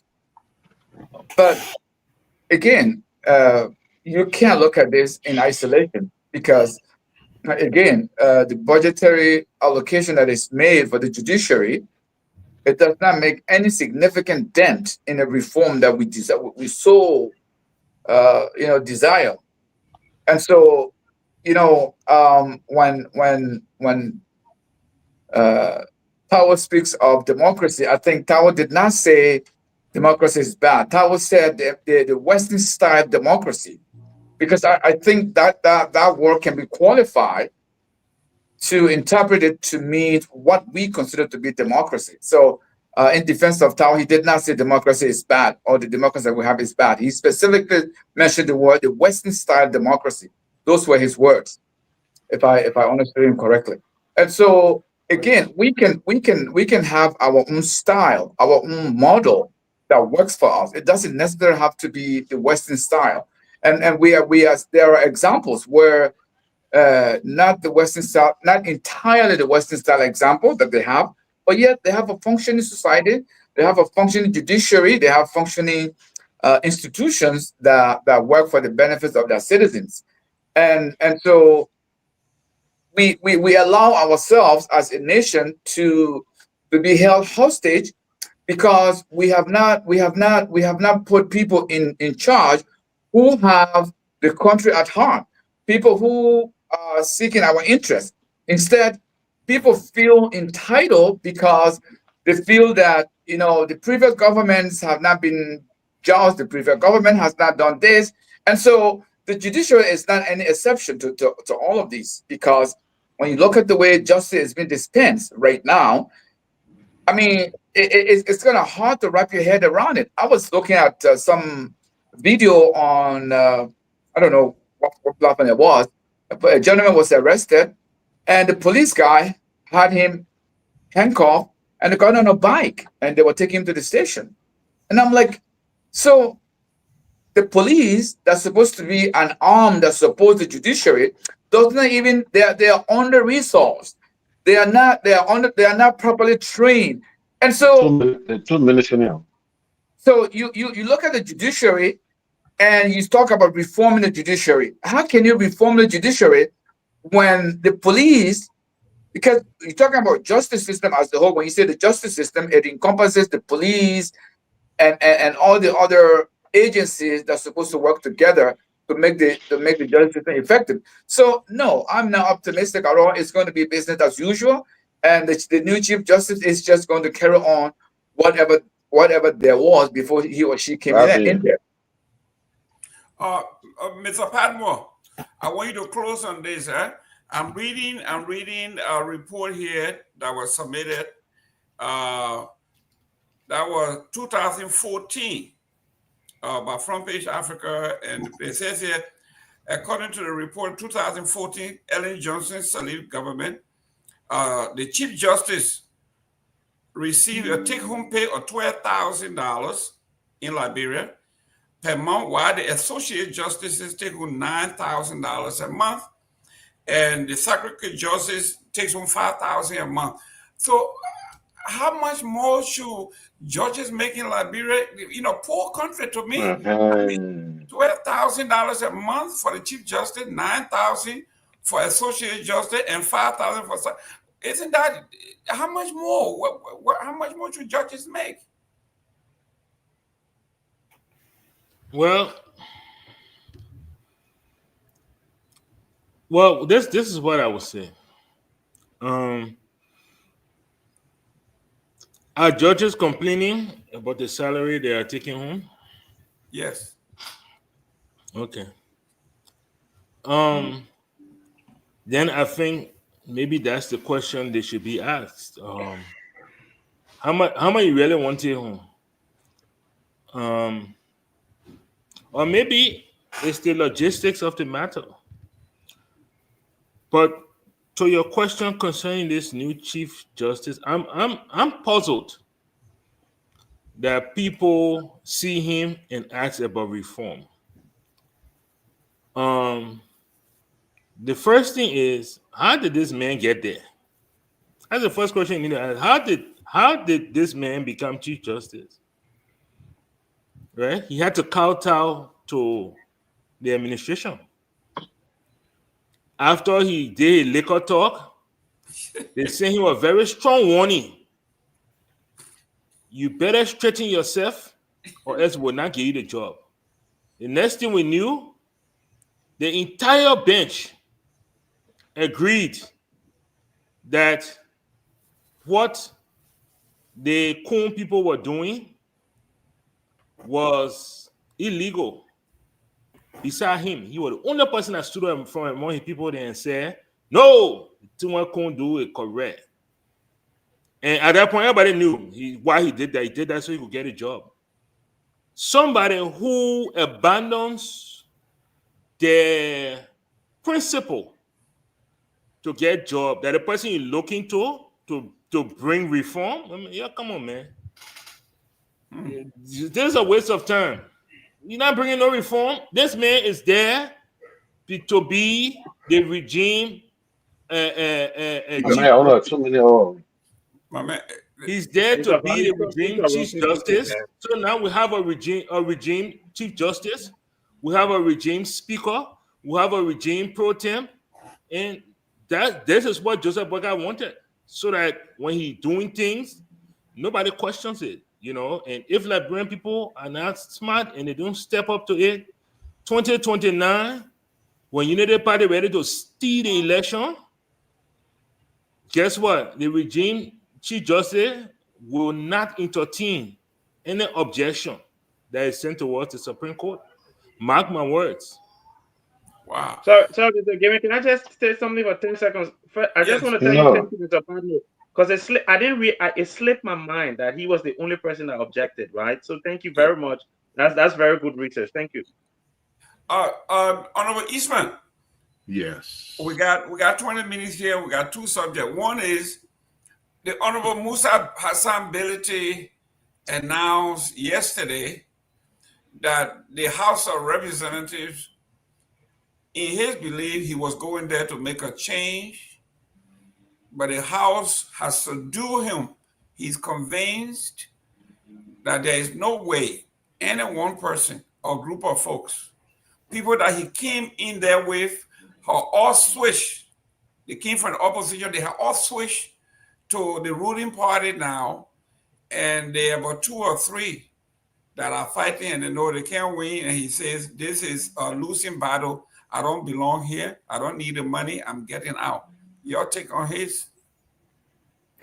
Well, that I'm just hearing that, but it sounds refreshing, because when you look at it, all our people who represent us, they only, as soon as they go there, it's all about themselves. It's not about the people.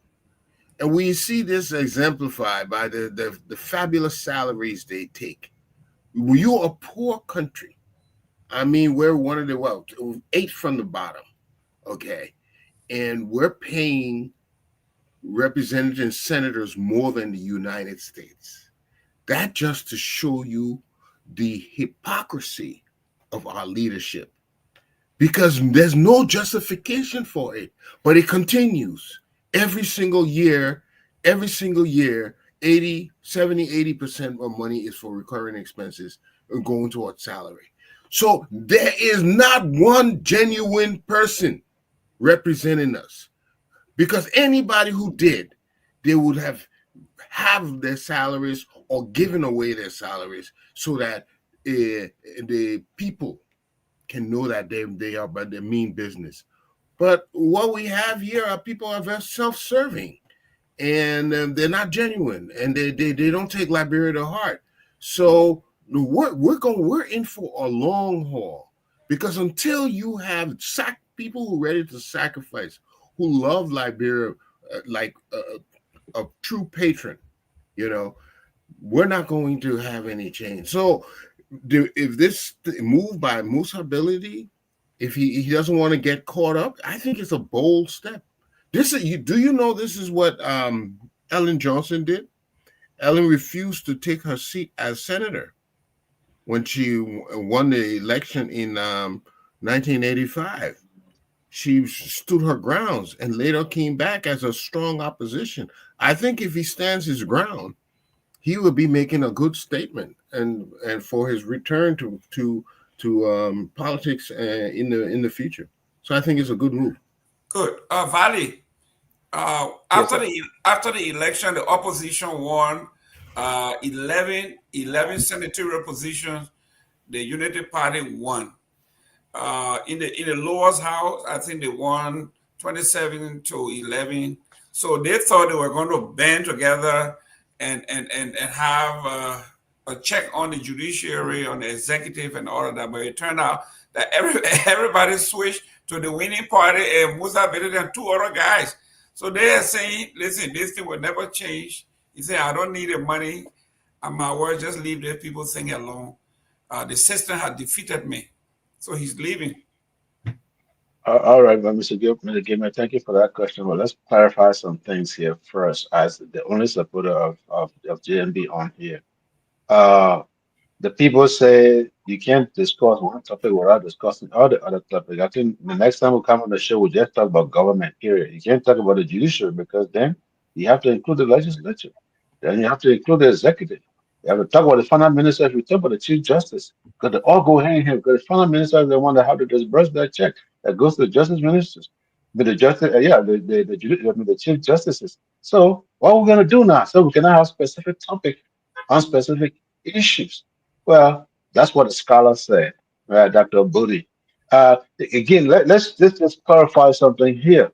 There have been efforts made to reform the justice system. Has there been some hurdles in the process? Yes. If you recently realized that the government have distributed vehicles among all county attorneys, most county solicitor general have vehicles and they're no use vehicles, brand new four-wheel drives to facilitate their jobs.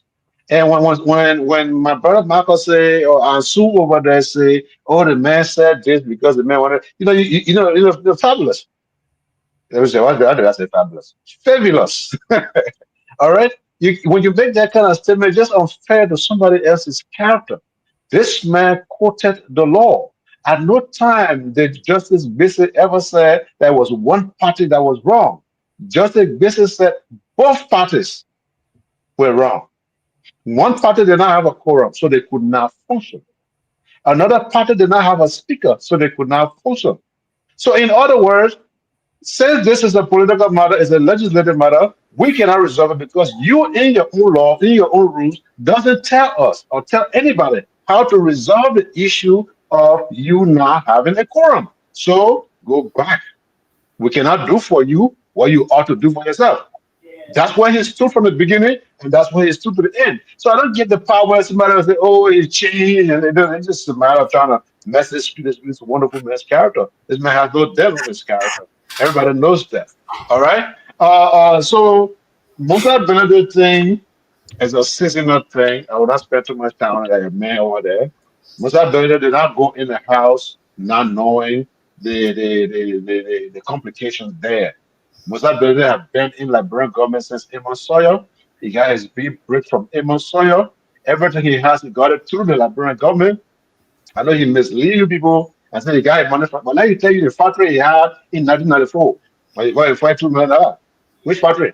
He had no factory anywhere. You will not produce or manufacture anything anywhere. Every money he got it through the Liberian government. I know his big argument would be, oh, I didn't go in the Liberian government coffer and collected a bunch of money. But he used the Liberian government to get to where every dollar he has is through the Liberian government. And that is a fact. He cannot dispute that. If he wants to dispute that, let him tell you how he got his money. He can't tell you. Thank you. Mr. Dukley, you close on this one. Let's, Honorable Musa Benedict said. We've not shared our, Mr. Tao and I haven't spoken on the CDCMC situation yet. Oh, but I'm coming to you guys.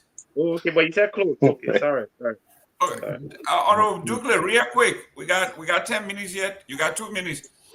He said he threw it in the towers. He said, from what I see, all indication, those that came with me in the opposition, they have all switched. Now there's no opposition. We only 3 remaining out of the 73. We can't win. My word, yeah, 2029. I'm not going to rerun. I'm not going to even bother myself, he says.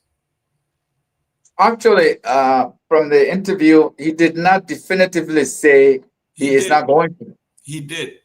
Okay, at least the interview that I saw, he said, "I'm gonna continue running. I'm gonna continue doing what I'm doing, and if it resonates with the Liberian people and they want me, then I will." I mean, maybe there was another interview that I saw.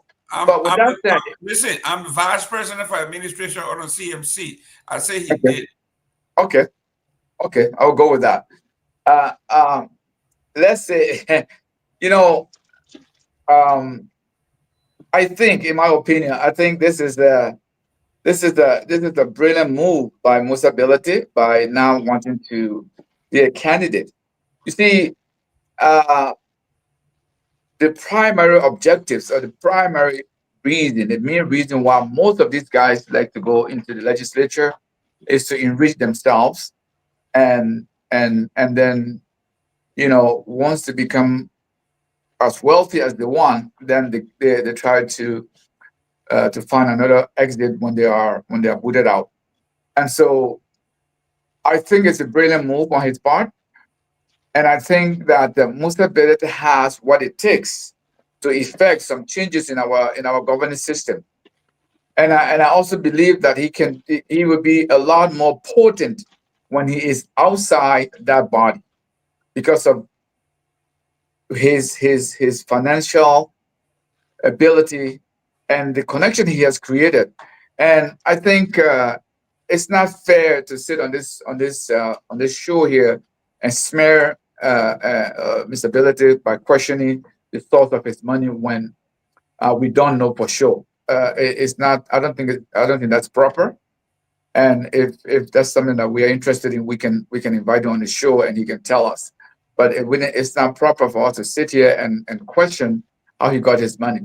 With that said, I think Musability has done something that should be looked at as exemplary in by our politicians, particularly the aspirant of people who want to be in a legislature. Because we talk about changes, we talk about uh, revamping our system. But look, it's not just one particular area that needs changes. The entire governance system needs to be revamped and reconstructed in a way that will reflect our new reality. Look, you talk about Chief Justice making $12,000 and $9,000, or the Associate Justice. This is all some of the things that is holding us back. And the waste that we have in the government, the waste, if you just arrest the waste in one area, those people who are affected are going to complain, and people will stop doing what they were doing because of the complaint. But look, sometimes people are not going to be satisfied with what you want to do. But if you look at the greater good of what you're trying to do, I think you just need to go ahead and do it. And so we are lacking a leadership that is willing and able to bring about the changes we yearn for. And so until then, we are going to be going in this vicious cycle of corruption and mismanagement and bad governance and all the things that we talk about here day in and day out. So the judiciary is not any different. And I think Musa Belete has seen that he can better serve Liberia outside our body. And so I think it will remain to be seen how effective he can be now that he has stated what he wants to do. So I think we should wait and see how that's going to play out. Thank you. 10 seconds, 10 seconds, Mr. Gilman. 10 seconds. We can Okay. sit on the show and question all other Liberians who have been associated with government and who have worked with government about how they accumulated their wealth. But we can't talk about most ability because what? We get asking question. Nothing for when I knew most ability, when I running factory, he got money, he got rich through the LNTG or the IGNU government. Oh, That's when he got his first break. Thank you. Thank So you. shouldn't we Where ask? that money Okay, from? but right now, if we talk about what money any minister in Liberia government right now making and how they got the money they got, everybody want to talk. But Musa Belede got to be shield. Musa Belede must tell the public because he is the one who is always on social media attacking other people that hit money clean and they own the money from the debt. So if you preaching equity all the time, then we have to put you on the wall to show all your clean hands. Let Musa Belede tell us how you got his first $100,000. Thank you. After Joseph Boyka, Joseph Uh, Boyka tell you, unfair. Dr. But I already published. Dr. Moody. Well, I think. Well, I thought you were going to ask a question. Oh, I think. Look, Well, the no, question let me just do 30 seconds on the same question that Mr. Dupe had. I think. Look, I take a different position on what Mr. Ability has said, not what he's done. I think if he's telling me that he's quitting because the thing too hard for him. If he wants to be president, so what happens if it becomes too hard for him as president? He will quit the presidency as well, right? That's not a good message to send. I think leaving the legislature, he could say, look, I believe I want to go for a higher office. That would be acceptable to me because I believe he's a very competent individual who could do great job in other higher office. But for you, if for someone like me, if you're telling me that you're the only person maybe now because all of the other guys have crossed carpet to the unity party, but keep talking, be the lone voice, keep speaking against the thing, keep representing your people in your district, and keep fighting, right? Liberia's problem, it's almost like Mr. Valley, what he did, right? But, when things became too tough for him last year, he ran away from the show. And all of us said that was wrong. He shouldn't have run away as he did. Thankfully, he's back, and I think if that's what he said, if he said, "Look, the thing too hard for me," I don't agree with that messaging. I think the message should have been, "I've done what I needed to do. Now I want to go for a higher office." Okay, Mr. Taiwo, the representative said that he was actually disappointed when all these guys came in and said, "Yeah, we're going to have a balanced budget. We're going to have a check and balance on the administration through the House." And then when they got that, almost everybody just went and switched to the winning side. And now there's no opposition. Okay. So look at what happened here. What Musa Ability said, based on what you are quoting as an executive in his organization, or which that he spoke, I take it to be nothing. It's liquor talk or political talk. That's how I would say it. If Musa Ability were resigning right now, then I believe him. I want to believe what Musa Ability is doing. He's trying to gauge stuff for him to see that if he throw it out there, he would to see what the public would say for him to weigh something. You're talking about 2029. You know how long 2029 from now? So for me, it really don't mean anything. And the reason that I don't really, Musa Ability is trying to reform in the House. People are saying here that he should be given some kind of credit. I'm asking how. What are some of the things that he's doing? It's not what Musa Ability is saying. Musa Ability was on this program like about maybe 6 months ago or 5 months ago. One of the points that was raised was that the salaries and the benefits of the representative and senator should be cut.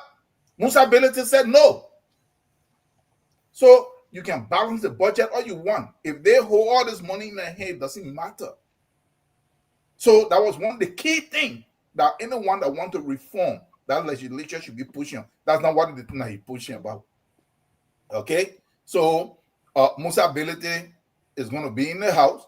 He's trying to just gauge. It don't mean anything. And look, I would side with Valley here. That we come here, anybody that's associated with the government in any form that touch money or that there is an allegation and even lawsuit, we point it out. And I'm one of those that have been saying it here for a long time. Musa Ability had no money until he started to mess with government. This is the reality. So why can't we say it? Now, like they said, let him come there and defend himself on that but he can't even do that. Musa Ability started to get money. Musa Ability himself said it on record when he came back with the ailing that I came here with 5 million, I'm leaving with 50 million. How did he do that in 6 years or 7 years? So yes, and everywhere he went, there is always corruption. I have my cousin that worked with him on that so-called technical committee. He was doing all kinds of stuff that in Liberia they couldn't touch him. It was FIFA that they had to clip his wings. I know he's supposed to be here, but that's the same code of arbitration that clipped the wing of Michel Platini and Seb Blatter. The same stuff, that is the same code that found him, and he was banned. So let us clarify that, but what Musa Ability is saying here, if Musa Ability are resigning right now and say, okay, you know what, I'm getting out, then I believe him. It's just some political talk trying to gauge. 2029, it's a long time from now. Thank you. Thank you. God, let's go to the final page. Let me this one. I will start with the ambassador himself, Honorable Eastman. The Liberian Wyatt, or when we were growing up, it used to be called the national exam. The children took the national exam, and our pass rate is 1.5%. My friend, that's dismal. What are you thinking when you hear that the entire nation, 56,000 students, close to that, I stand to be corrected, they said 822 or so passed. That's terrible. Well, are we going backward or what? I'm not one that subscribes to teaching for an exam. I think I had in my field the people who have taken, like for instance, the CCNA, that's a Cisco Certified Network Administrator. They've taken it and passed. It exemplifies good memorization, but they didn't know how to even build a network. They didn't have the hands-on. In other words, an exam is, if you can memorize, you can pass an exam, but do you actually know the work? Do you actually know the field? So I'm not one to subscribe to that, but I do realize though that the education in our country is much to be desired. You can tell that by people simply speaking English and reading and writing. They do not know how to. They make several errors, common grammatical errors. I'm not even going to the math and the sciences, but there's so many common grammatical errors for people who English is their first language. So I think we have a long way to go, and I don't think we're doing enough to upgrade the education in our country, and it is essential because this is what will provide a future for our nation. Our children are the future, and if you're not teaching them well, you're not preparing them for the future. So even though they may have not done well in the exam, which is simply another measure of how people how knowledgeable people are. But what really needs to happen, we need to upgrade our schools. And the only way to upgrade the schools is to upgrade the teachers.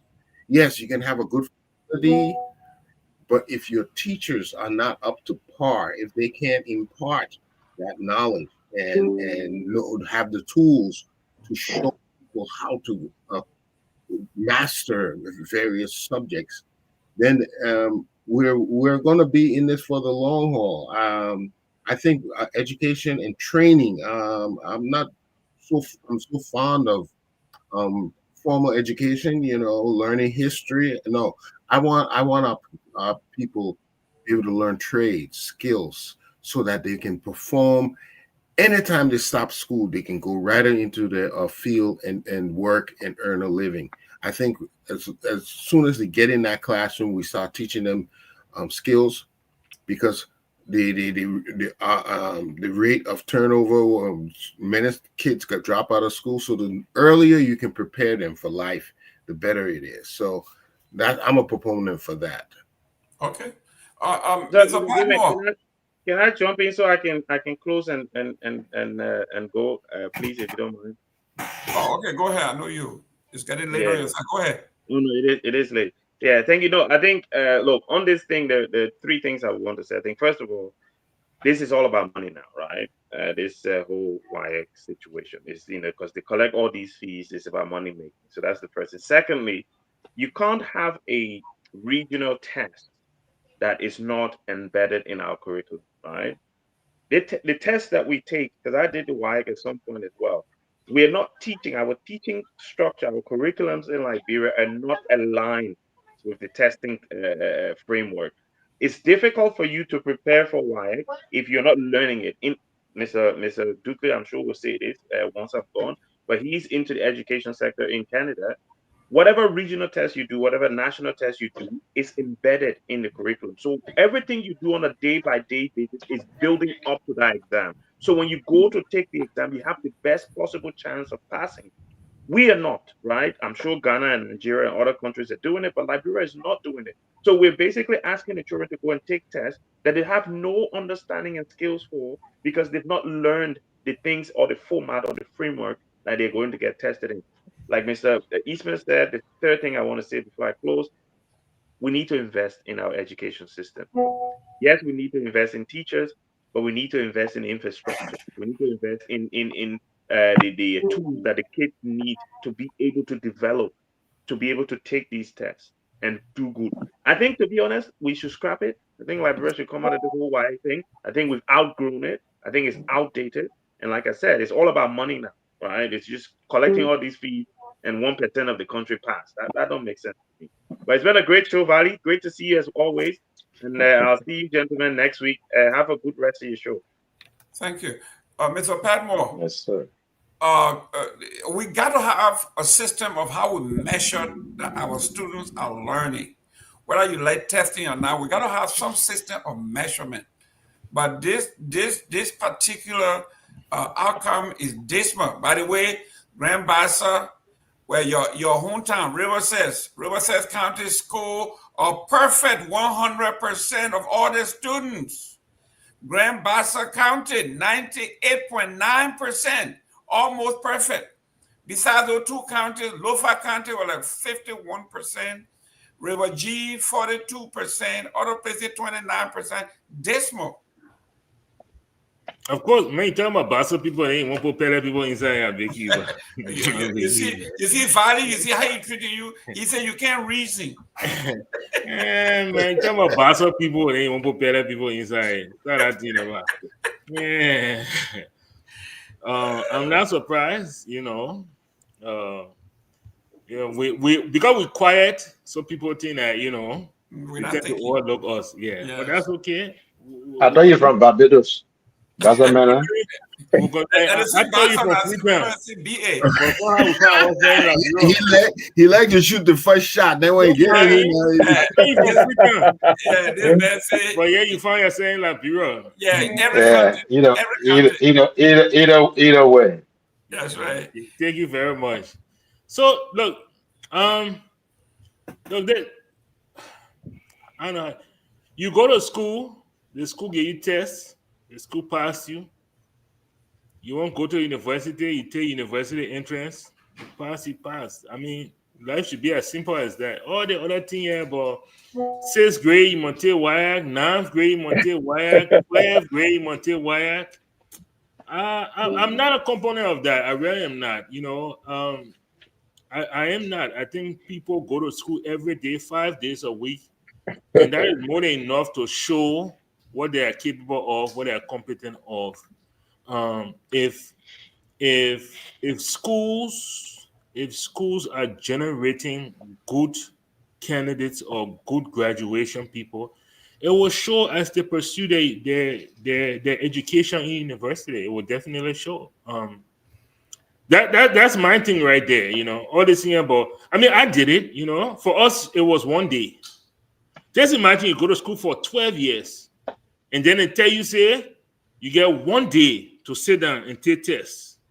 And that 1 day will prove whether you are worthy of graduating, of marching with your friends.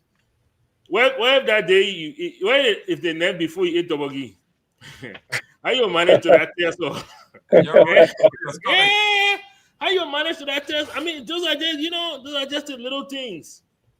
You know, those just little things. So for me, I'm not a big component of 1 day, 1 week test. No, I'm not. Maybe it works for other countries. Maybe it works for other countries in the sub-region. That's totally fine. You know, we have to do what works for us. You know, and what we need to do is to, instead of paying attention to this stuff, we need to pay attention to primary education. We need to establish the building blocks there, and we need to make sure we grow that into junior and senior high, and we'll have the people we need. And a test won't be the result of that. We'll look at our growth, we'll look at our GDP, we'll look at our innovation, we'll look at our job rates, we'll look at how we are moving the country forward. That will be a true mark or if we have an educated society or not a test, you know. Wow. Mr. Taiwo, I have to push back on Mr. Eastman and Mr. Padmore, because every one of us here, we are very successful here. And we came through that rigorous system that were also based on tests, in some instances flunking your behind, and all into one. And we survived, and we are now we're doing well. Now you are saying that particular system should not be applied. You got something that worked, that is working, that have worked. We know it's the best practice, because Padmore is successful, Eastman is successful, Taiwo is successful, Douglas is successful, Valley is successful. Then you say the new generation, we shouldn't apply the same concept because it doesn't work. I don't believe in that. Your take on this, Mr. Taiwo? Yeah, Valley is very successful. I saw him dancing in that video on Ralphie Highway. That's how successful he is. But look at what happened here. Some kind of testing or in some form need to be done to gauge something. But the way the testing is supposed to be, first, let me say this. The educational system that we're using is outdated. It's outdated. Even here in the US, they are not trying to look at their own educational system. Okay? It's outdated. Yes, I came through that system. And where we took ours for a whole week, twice, 9th grade and 12th grade. And yes, it's good if you take that test, but it's really not a measure of intelligence or capability. Even here in the US, they realize that also. So while it is good to test, we have to create another area. What about the people that are not good test takers? So we just cast them out. Remember, I was growing up and I was very young, and there were some guys that rented from us, from our family, at some of the apartments that we had. These young men were very young, but because they were taught skill sets through BWR, by the time they were in 9th grade, by the time they graduated, they didn't need to go to no LU. These guys were some of the major designers of houses and buildings all around the place. Edwin Ziti had one of them. They call him Joseph Zweger or JJ. Short guy, and he never went to no LU. He just came from out of BWR. He could design just about anything. He even designed our house for my uncle. So while it is good to have some testing done, we can't place this solely on testing. We have to have other ways, like, look, if Liberia is going to move forward, remember one of the problems that we are having, I will always give this example. We want all these people to go to school. Where are they going to fit? We've sponsored so many kids that they graduate in all these so-called business administration and even accounting and all this stuff, and they have nowhere. But you know the people that have somewhere, the ones that we send to trade school. Nursing as one of them, masonry, drafting, MVDC and all these places. Guess what? They plug in somewhere. And these are people who didn't have no WIAC. So they went to the trade schools, and they're doing very good now. Some of them, very good electrician.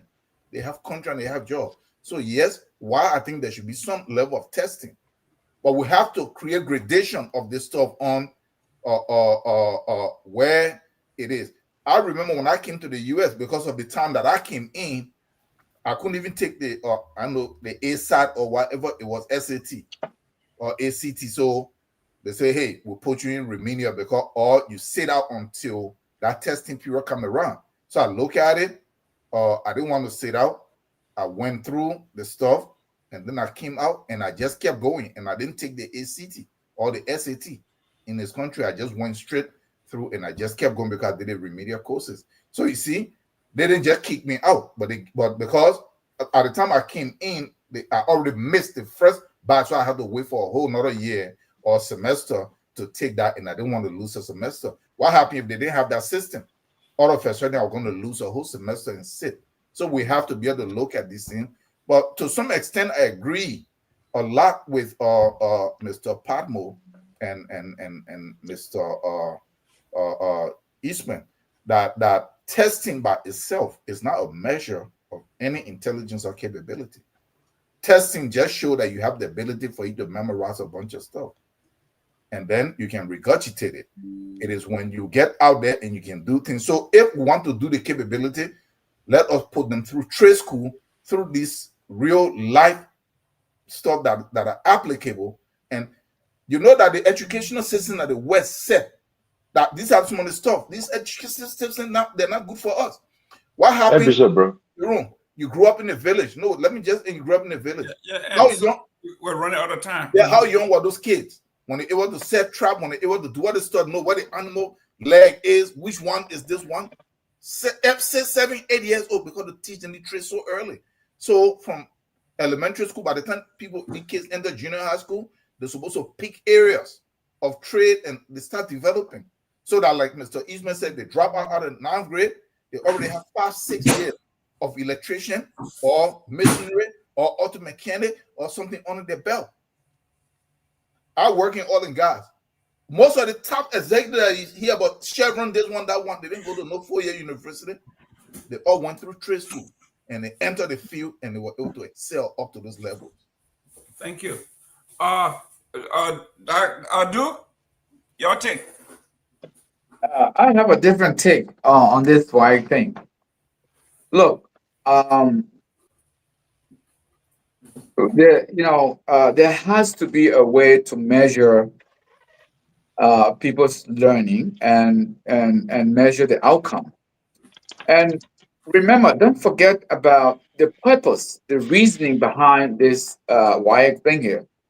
One of the objectives of the WIAC was to integrate the Anglophone countries in West Africa so that they can have an integrated educational system. And so it was through that integration process that this WIAC was developed. Just like the way what is it called? This original ECOWAS was created. The purpose, the objectives of ECOWAS was to create political integration among member countries. And so when you have a system like that is uniform in the English speaking countries of the region, there has to be a mechanism where you test the system, and to a large extent, it worked. For those of us who went through the system in many decades ago, we saw how it worked then and how we benefited from it. Part of the problem I see with the way it's administered in Liberia, in particular, the curriculum of WIAC is now fully integrated in our educational system. And so because it's not adequately integrated into our system, then you have these difficulties with the students, And so the reason why I'm a proponent of it is that, look, here in Canada as a nation does not have a Ministry of Education. There's no national department here in Canada. But when you evaluate the 10 provinces, they all have or they share something in common when it comes to the educational system. So how does that work? They said in order for a student to go to university, you must have 5 credits. And these credits must be science, math. I mean, they have the subjects laid out. You can get any other extra subjects, but these 5 subjects, you must have them, and you must have them at the required grade that allow you to go to university. And that's standardized right across each and every province. Now, each and every province to kind of tweak a different way to reflect their reality in terms of their resources and how they can afford and all that, And so having WIAC in of itself, it's not bad. And I think the testing, you have to have a model to test what you are teaching. But because we don't have in our national curriculum, our national curriculum does not reflect what is in WIAC in terms of the exams. And so that's part of the problem. And I think that is actually the main problem with WIAC in Liberia. Because I was watching. We're running out of time. Yeah, give me a second here. Let me land. I was watching the result of WIAC in Gambia, and it was impressive, because these people fully incorporate the WIAC curriculum into their national curriculum. And so it's reflected in the results. So what you see in Liberia is the lack of fully integrating the WIAC curriculum into our national curriculum. Good. Valley, I think Joe Moyu is saying here that our schools in Liberia, we are teaching too much multiple choice and the kids are not doing critical thinking. Your thought on the failure, the mass failure of our children? Yeah, well, let me just talk my own secret first. I didn't say why I in Liberia actually. I came here, I wanted to go to the post school. The post, if you don't get that pink, you can't go. So you know what happened? They had a seminar from the Delaware County Community College in Pennsylvania. I had to do 30 courses of high school work before I was certified as a high school ready to go to college. So what school in Liberia did you graduate from? He said he didn't. You just heard what I just said? No, I went to Muslim Community High School, but I never did WIAC. Yeah, no, so he said you never did WIAC, but you graduated from high school. Okay. I never did WIAC. But if you come here, you're not a high school graduate if you didn't do WIAC. They have to verify that. So I had to actually graduate from high school here because the 30 courses represent high school courses. Wow. It's a matter of must. Yeah, that's Pennsylvania law. So why you don't take WIAC at a Muslim high school? Why? No, you take WIAC. I didn't. My man, you pat back. I was a disgruntled young man. But anyway, let's get to back door, man. And now you're a disgruntled older man. Go ahead, answer. How do we address the mass failure of these children? Yeah, I'm coming to that, and I'm going to incorporate all of this in my closing, okay? Yeah, because my back hurting. As you know, I'm a 50-year-old man. I'm old. But anyway. Don't bring that toy to the other part. Don't bring that toy to the other part. No, the man here telling me he just got married. And that one you don't give him one, you don't break. Yeah, I told you don't marry a young girl. You marry now you're back heading. Yeah, you gotta keep your group on. There's no need for swap power when you get you know what I mean. But anyways, man, please close, But people are making mistake when they say mass failure. I don't think that was the case. I think what happened here was the benchmark is 4. But in order for you to be eligible for most universities, you must at least pass 5. I think they're talking about those who pass 5. They're not talking about mass failure. Those who pass 5 were that 80,000+ people, 822,000. Is that what it was? No, not 822,000. I think 820 people, right? Go back to Muslim school. Yes, man. Huh? 822. Okay, 822 people, yeah. Those ones were the ones who passed 5 courses. It doesn't mean that all the other people fail. That's not what it means, actually. Those who reach a 4 courses benchmark, they also pass. But they may not be acceptable at certain universities. But they still had a passing mark. All right? But I wanted to close with this, and this is not to you as Sumana or anybody else. This is with the ANC. The ANC gave me hard time with this Sierra Leone team in the election. It was not easy. Everywhere I passed, you man, Sierra Leone man. I just wanted to let them know this. I'm not Sierra Leone man. You want to let them know that I am not a Sierra Leone man. There are 3 ways you can become a Sierra Leonean. 1, born there. 2, naturalized there. Or somehow the president made you citizen. And not for any other category. My father moved to Sierra Leone in 1975. Talk about chasing. He went there, had children. Background from there, his background from there. I'm not from Sierra Leone, ANC. I got nothing to do with Sierra Leone, okay? So I just wanted to say that, but gentlemen, it's been a wonderful show. Let's continue to do this.